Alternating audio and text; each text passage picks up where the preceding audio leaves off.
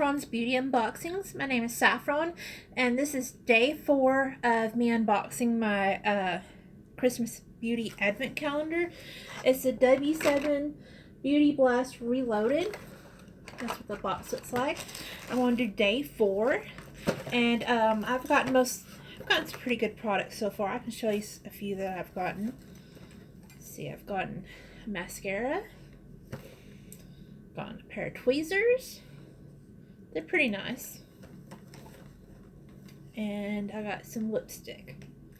That's what the lipstick looks like. And the box is about $30 on Amazon. And it's been pretty good so far. Let's go ahead and open number 4. Number 4 is right there. I'll be right back. Okay, I got number 4 opened.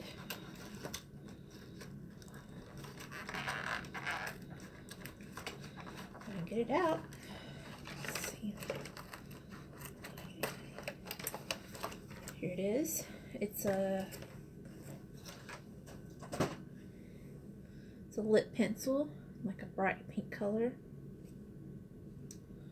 It'd go in my lipstick. Here's the color looks like. Yeah, I think that'd be good with my lipstick I got. Well, that's day number 4. I hope you enjoyed watching it.